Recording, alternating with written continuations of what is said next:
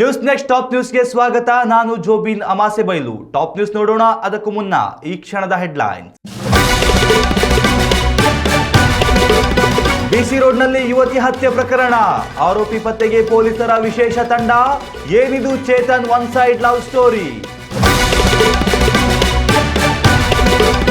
ಕರಾವಳಿಯಲ್ಲಿ 5 ದಿನ ಭಾರೀ ಮಳೆ, ಎಚ್ಚರಿಕೆ ಕೊಟ್ಟ ಹವಾಮಾನ ಇಲಾಖೆ. ಸಿಲಿಕಾನ್ ಸಿಟಿಯಲ್ಲಿ ತಂಪಾದ ವಾತಾವರಣ. ತಿರುಪತಿ ತಿಮ್ಮಪ್ಪನಿಗೆ ಹಣದ ಹೊಳೆ, ಒಂದೇ ದಿನ 97 ಕೋಟಿ ಆದಾಯ. ಜಾರಿಯಾಯಿತು ಹೊಸ ದೇಣಿಗೆ ನೀತಿ. ಕರ್ನಾಟಕದಲ್ಲಿ ನಿಲ್ಲದ ಬಿಪಿಎಲ್ ಕಾರ್ಡ್ ಸಮರ, ಬಿಪಿಎಲ್ ಇಂದ ಎಪಿಎಲ್ಗೆ 4.32 ಲಕ್ಷ ಕಾರ್ಡ್ ಶಿಫ್ಟ್. ಸದ್ಯದಲ್ಲೇ ಜಾರಿಗೆ ಬರಲಿದೆ ಬಿಪಿಎಲ್ ಆದಾಯ ಮಿತಿ. ರೋಹಿತ್ ಶರ್ಮಾ ಕ್ರಿಕೆಟ್ ಬದುಕು ಯುಗಾಂತ್ಯ, ಏಕದಿನ ಕ್ರಿಕೆಟ್ಗೂ ರೋಹಿತ್ ಶರ್ಮಾ ವಿದಾಯ. ಲಾರ್ಡ್ಸ್ ಅಂಗಳದಲ್ಲೇ hit man last match. KSRTC ಬಸ್ಸಿನಿಂದ ಇಳಿದ ಯುವತಿಯನ್ನ ಚಾಕುವಿನಿಂದ ಇರಿದು ಹತ್ಯೆಗೈದಿರುವ ಪ್ರಕರಣಕ್ಕೆ ಸಂಬಂಧಿಸಿದಂತೆ ದಕ್ಷಿಣ ಕನ್ನಡ ಜಿಲ್ಲಾ ಪೊಲೀಸರು ತನಿಖೆಯನ್ನ ತೀವ್ರಗೊಳಿಸಿದ್ದಾರೆ. ಆರೋಪಿಯ ಪತ್ತೆಗಾಗಿ ಎಸ್ಪಿ ಅರುಣ್ ಕುಮಾರ್ ಅವರು ವಿಶೇಷ ತಂಡವನ್ನ ರಚಿಸಿದ್ದಾರೆ. ದಕ್ಷಿಣ ಕನ್ನಡ ಜಿಲ್ಲೆಯ ಬಂಟ್ವಾಳ ತಾಲೂಕಿನ ಬಿಸಿ ರೋಡ್ನಲ್ಲಿ ನಿನ್ನೆ 23 ವರ್ಷದ ಲಾವಣ್ಯ ಎಂಬಾಕೆಯನ್ನ ಬೆಳ್ತಂಗಡಿ ವಡಿನಾಳದ ನಿವಾಸಿ 22 ವರ್ಷದ ಚೇತನ್ ಎಂಬಾತ ಕೊಲೆ ಮಾಡಿ ಎಸ್ಕೇಪ್ ಆಗಿದ್ದ. ಈ ಘಟನೆ ಇಡೀ ಕರಾವಳಿಯಾದ್ಯಂತ ಆತಂಕವನ್ನ ಸೃಷ್ಟಿಸಿತ್ತು.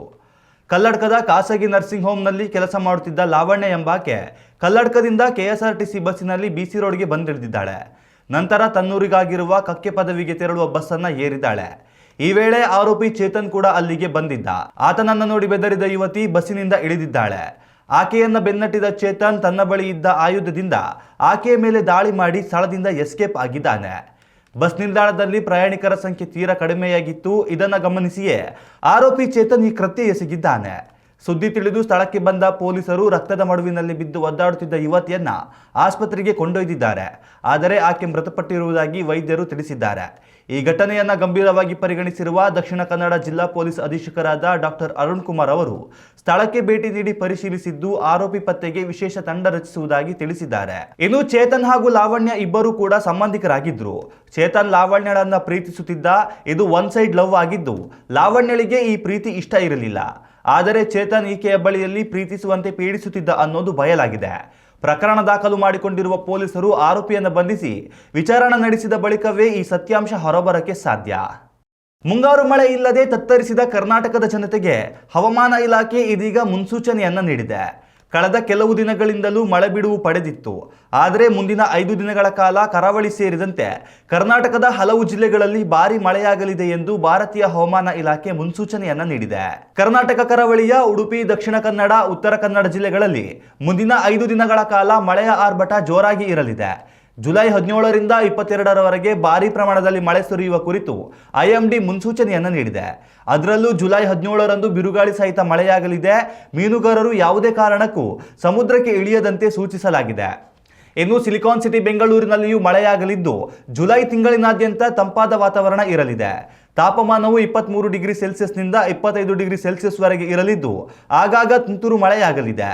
ದಕ್ಷಿಣ ಒಳನಾಡಿನ ಮೈಸೂರು, ಕೊಡಗು, ಮಂಡ್ಯ, ಹಾಸನ, ಶಿವಮೊಗ್ಗ ಜಿಲ್ಲೆಗಳಲ್ಲಿಯೂ ಜುಲೈ ತಿಂಗಳಿನಲ್ಲಿ ಮಳೆಯ ಕೊರತೆ ಉಂಟಾಗಿದೆ. ಆದರೆ ಜುಲೈ 19ರಂದು ಕರಾವಳಿ ಮಲೆನಾಡು ಮಾತ್ರವಲ್ಲದೆ ದಕ್ಷಿಣ ಒಳನಾಡಿನ ಜಿಲ್ಲೆಗಳಲ್ಲಿ ಕೂಡ ಗುಡುಗು ಮಿಂಚಿನ ಸಹಿತ ಮಳೆ ಸುರಿಯಲಿದೆ. ಭಾರೀ ಮಳೆ ಹಿನ್ನೆಲೆಯಲ್ಲಿ ಈ ಜಿಲ್ಲೆಗಳಿಗೆ ಯೆಲ್ಲೋ ಅಲರ್ಟ್ ಕೂಡ ಘೋಷಿಸಲಾಗಿದೆ. ಇನ್ನು ಮುಂಗಾರು ಮಳೆ ಇಲ್ಲದೆ ಕರಾವಳಿ ಭಾಗದಲ್ಲಂತೂ ಭತ್ತದ ಬೆಳೆ ನಾಶವಾಗುವ ಭೀತಿ ಎದುರಾಗಿತ್ತು. ಮುಂದಿನ 5 ದಿನಗಳ ಕಾಲ ಮಳೆ ಸುರಿದೇ ಇದ್ರೆ ರೈತರು ಸಂಕಷ್ಟಕ್ಕೆ ಸಿಲುಕುವುದು ಸಾಮಾನ್ಯವಾಗಿತ್ತು. ಕಳೆದ ಕೆಲವು ವರ್ಷಗಳಿಗೆ ಹೋಲಿಕೆ ಮಾಡಿದ್ರೆ ಈ ಬಾರಿ ಕರ್ನಾಟಕದಲ್ಲಿ ಸಂಪೂರ್ಣವಾಗಿ ಮಳೆ ಕೊರತೆ ಉಂಟಾಗಿತ್ತು. ಕಳೆದ ಬಾರಿ ಕರ್ನಾಟಕದಲ್ಲಿ ಉತ್ತಮ ಮಳೆಯಾಗಿದ್ದು ರೈತರು ಉತ್ತಮ ಫಸಲು ಪಡೆದಿದ್ರು. ಆದರೆ ಈ ಬಾರಿ ಮಳೆಯ ಕೊರತೆಯಿಂದಾಗಿ ಬೆಳೆ ನಾಶವಾಗುವ ಆತಂಕ ಎದುರಾಗಿದೆ. ದೇಶದ ಶ್ರೀಮಂತ ದೇಗುಲ ಎಂಬ ಖ್ಯಾತಿಗೆ ಪಾತ್ರವಾಗಿರುವ ತಿರುಪತಿ ತಿರುಮಲ ವೆಂಕಟೇಶ್ವರ ಸ್ವಾಮಿ ದೇವಾಲಯಕ್ಕೆ ಭಕ್ತರ ದಂಡೆ ಹರಿದು ಬರುತ್ತಿದೆ. ಕೇವಲ 24 ಗಂಟೆಗಳ ಅವಧಿಯಲ್ಲಿ ದೇವಾಲಯಕ್ಕೆ ಬರೋಬ್ಬರಿ 97 ಕೋಟಿ ರೂಪಾಯಿ ದೇಣಿಗೆ ಹರಿದು ಬಂದಿದೆ ಎಂದು ದೇವಾಲಯದ ಆಡಳಿತ ಮಂಡಳಿ ಘೋಷಿಸಿದೆ. ತಿರುಪತಿ ದೇವಾಲಯಕ್ಕೆ ದೇಣಿಗೆ ನೀಡುವ ಭಕ್ತರ ಸಂಖ್ಯೆ ಹೆಚ್ಚಾಗಿರುವ ಕಾರಣದಿಂದಲೇ ಆಡಳಿತ ಮಂಡಳಿ ಜುಲೈ 15ರ ಮಧ್ಯರಾತ್ರಿಯಿಂದಲೇ ಹೊಸ ರೂಲ್ಸ್ ಜಾರಿ ಮಾಡಿದೆ. ಹೊಸ ನಿಯಮದ ಪ್ರಕಾರ ಭಕ್ತರಿಗೆ ನೀಡಲಾಗುವ ಸೌಲಭ್ಯದ ಜೊತೆಗೆ ವಿಐಪಿ ಹಕ್ಕು ಕೂಡ ಸಂಪೂರ್ಣವಾಗಿ ಬದಲಾಗಲಿದೆ. ದಾನಿಗಳು ಈ ಹಿಂದೆ ಪಡೆಯುತ್ತಿದ್ದ ಆಜೀವ ಸೌಲಭ್ಯಗಳನ್ನು ರದ್ದುಪಡಿಸಲಾಗಿದ್ದು ಹೊಸ ಪ್ರಿವಿಲೇಜ್ ರೂಲ್ಸ್ ಜಾರಿಯಾಗಿದೆ. ತಿರುಪತಿ ತಿರುಮಲ ದೇವಾಲಯಕ್ಕೆ ಒಂದೇ ದಿನದಲ್ಲಿ ಬರೋಬ್ಬರಿ 2460ಕ್ಕೂ ಅಧಿಕ ಭಕ್ತರು ವಿಶೇಷ ದೇಣಿಗೆಯನ್ನು ನೀಡಿದ್ದಾರೆ. ಇಬ್ಬರು ಭಕ್ತರು 1 ಕೋಟಿ ರೂಪಾಯಿಗೂ ಅಧಿಕ ಕಾಣಿಕೆಯನ್ನ ತಿರುಪತಿ ದೇವರಿಗೆ ಸಮರ್ಪಣೆ ಮಾಡಿದ್ರೆ 1246 ಭಕ್ತರು 10 ಲಕ್ಷದಿಂದ ಹಿಡಿದು 25 ಲಕ್ಷ ರೂಪಾಯಿವರೆಗೆ ಹಾಗೂ 1212 ಮಂದಿ ಭಕ್ತರು 1 ಲಕ್ಷ ರೂಪಾಯಿಯಿಂದ 10 ಲಕ್ಷ ರೂಪಾಯಿವರೆಗೂ ದೇವರಿಗೆ ಕಾಣಿಕೆ ಸಮರ್ಪಿಸಿದ್ದಾರೆ. ಭಾರತದಲ್ಲೇ ಶ್ರೀಮಂತ ದೇವಾಲಯ ಎಂಬ ಖ್ಯಾತಿಗೆ ಪಾತ್ರವಾಗಿರುವ ತಿರುಪತಿ ತಿರುಮಲ ದೇವಸ್ಥಾನದ ಒಟ್ಟು ನಿವ್ವಳ ಮೌಲ್ಯ ಸುಮಾರು 3.38 ಲಕ್ಷ ಕೋಟಿಗೂ ಅಧಿಕ ಎಂದು ಅಂದಾಜಿಸಲಾಗಿದೆ. ವಿಶ್ವದ ಸಣ್ಣ ದೇಶವೊಂದರ ಜಿಡಿಪಿಗಿಂತಲೂ ಅಧಿಕ ಎನ್ನಲಾಗುತ್ತಿದ್ದು, ಪ್ರಸ್ತುತ ವರ್ಷದಲ್ಲಿ ತಿರುಪತಿ ದೇವಾಲಯದ ಹುಂಡಿ ಕಾಣಿಕೆಯೇ 1738 ಕೋಟಿ ರೂಪಾಯಿಗೂ ಅಧಿಕ ಇದ್ದು, ಪ್ರತಿ ವರ್ಷವೂ 4 ಕೋಟಿ 75 ಲಕ್ಷ ರೂಪಾಯಿ ಕಾಣಿಕೆ ದೇವಾಲಯಕ್ಕೆ ಸಂಗ್ರಹವಾಗುತ್ತಿದೆ.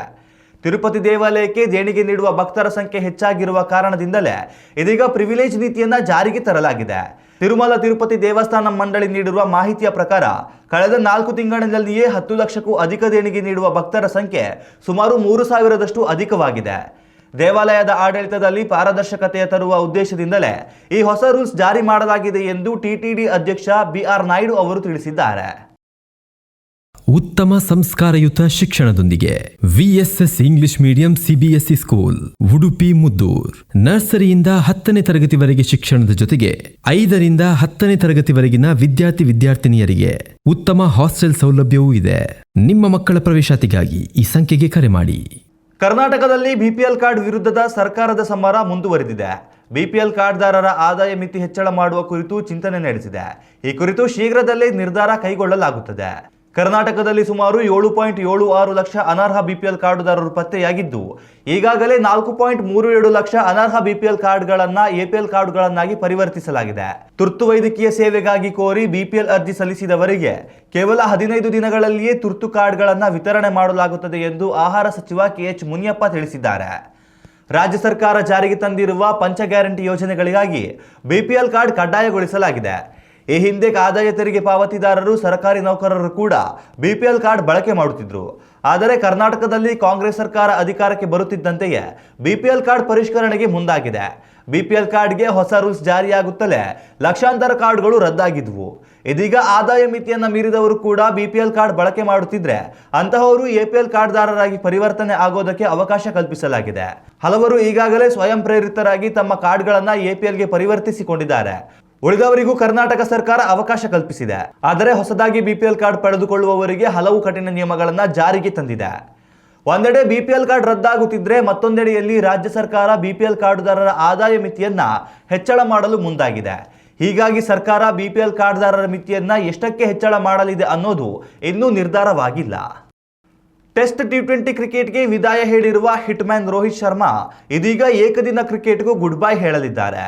ಇಂಗ್ಲೆಂಡ್ ಪ್ರವಾಸದಲ್ಲಿರುವ ರೋಹಿತ್ ಶರ್ಮಾ ಅವರು ಜುಲೈ 19ರಂದು ಲಾರ್ಡ್ಸ್ ಅಂಗಳದಲ್ಲಿ ನಡೆಯಲಿರುವ ಕೊನೆಯ ಪಂದ್ಯದ ವೇಳೆ ಅವರು ಏಕದಿನ ಕ್ರಿಕೆಟ್ಗೆ ನಿವೃತ್ತಿ ಘೋಷಿಸಲಿದ್ದಾರೆ ಎನ್ನಲಾಗಿದೆ. 2027ರ ಏಕದಿನ ವಿಶ್ವಕಪ್ನಲ್ಲಿ ರೋಹಿತ್ ಶರ್ಮಾ ಹಾಗೂ ವಿರಾಟ್ ಕೊಹ್ಲಿ ಆಡ್ತಾರೆ ಅಂತ ಹೇಳಲಾಗಿತ್ತು. ಆದರೆ ರೋಹಿತ್ ಶರ್ಮಾ ಅವರ ಕ್ರಿಕೆಟ್ ಬದುಕು ಇದೀಗ ಇಂಗ್ಲೆಂಡ್ ಸರಣಿಗೆ ಕೊನೆ ಆಗ್ತಿದೆ. ಹೀಗಾಗಿ ಮುಂಬರುವ ಏಕದಿನ ವಿಶ್ವಕಪ್ನಲ್ಲಿ ರೋಹಿತ್ ಶರ್ಮಾ ಆಡುವುದು ಅನುಮಾನ ಎನ್ನಲಾಗ್ತಿದೆ. BCCI ಆಯ್ಕೆ ಸಮಿತಿ ಮುಂಬರುವ ವಿಶ್ವಕಪ್ನಲ್ಲಿ ರೋಹಿತ್ ಶರ್ಮಾ ಅವರ ಬದಲು ಯಶಸ್ವಿ ಜೈಸ್ವಾಲ್ ಅವರನ್ನ ಆಡಿಸಲು ಯೋಜಿಸಿದೆ. ಇಂಗ್ಲೆಂಡ್ ವಿರುದ್ಧದ ಏಕದಿನ ಸರಣಿಗೆ ಆಯ್ಕೆಯಾಗಿದ್ದ ರೋಹಿತ್ ಶರ್ಮಾ ಮೊದಲ ಪಂದ್ಯದಲ್ಲಿ 11 ರನ್ ಬಾರಿಸಿದ್ರೆ ಎರಡನೇ ಏಕದಿನ ಪಂದ್ಯದಲ್ಲಿ 26 ರನ್ ಬಾರಿಸುವ ಮೂಲಕ ನಿರಾಸೆ ಮೂಡಿಸಿದ್ರು. ಫಾರ್ಮ್ ಕೊರತೆ ಎದುರಿಸುತ್ತಿರುವ ರೋಹಿತ್ ಶರ್ಮಾ ಅವರನ್ನ BCCI ಮುಂಬರುವ ಏಕದಿನ ಸರಣಿಗೆ ಆಯ್ಕೆ ಮಾಡುವುದು ಅನುಮಾನ ಎನ್ನಲಾಗ್ತಿದೆ. 39 ವರ್ಷದ ರೋಹಿತ್ ಶರ್ಮಾ ಸದ್ಯ ಟೀಂ ಇಂಡಿಯಾದ ಹಿರಿಯ ಆಟಗಾರ. 287 ಏಕದಿನ ಪಂದ್ಯಗಳನ್ನು ಆಡಿರುವ ಹಿಟ್ಮ್ಯಾನ್ 33 ಶತಕ ಹಾಗೂ 62 ಅರ್ಧಶತಕದ ನೆರವಿನಿಂದ ಬರೋಬ್ಬರಿ 11,757 ರನ್ ಬಾರಿಸಿದ್ದಾರೆ. ವಯಸ್ಸಿನ ಕಾರಣದಿಂದಲೇ ರೋಹಿತ್ ಶರ್ಮಾ ಅವರಿಗೆ ಅಂತಾರಾಷ್ಟ್ರೀಯ ಕ್ರಿಕೆಟ್ನಲ್ಲಿ ಇನ್ನೂ 1 ವರ್ಷ ಮುಂದುವರಿಯುವುದು ಅನುಮಾನವಾಗಿದೆ. ರೋಹಿತ್ ಶರ್ಮಾ ಅವರ ಜಾಗದಲ್ಲಿ ಸ್ಥಾನ ಗಿಟ್ಟಿಸಿಕೊಳ್ಳಲಿರುವ ಯಶಸ್ವಿ ಜೈಸ್ವಾಲ್ ಕಳೆದ 3 ಇನ್ನಿಂಗ್ಸ್ಗಳಲ್ಲಿ ಬರೋಬ್ಬರಿ 2 ಶತಕ ಸಿಡಿಸಿದ್ದಾರೆ.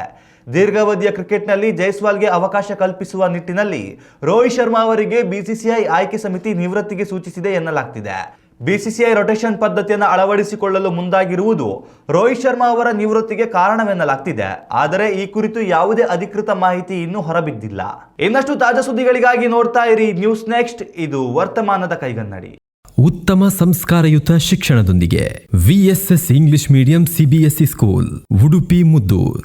ನರ್ಸರಿಯಿಂದ 10ನೇ ತರಗತಿವರೆಗೆ ಶಿಕ್ಷಣದ ಜೊತೆಗೆ 5ರಿಂದ 10ನೇ ತರಗತಿವರೆಗಿನ ವಿದ್ಯಾರ್ಥಿನಿಯರಿಗೆ ಉತ್ತಮ ಹಾಸ್ಟೆಲ್ ಸೌಲಭ್ಯವೂ ಇದೆ. ನಿಮ್ಮ ಮಕ್ಕಳ ಪ್ರವೇಶಾತಿಗಾಗಿ ಈ ಸಂಖ್ಯೆಗೆ ಕರೆ ಮಾಡಿ.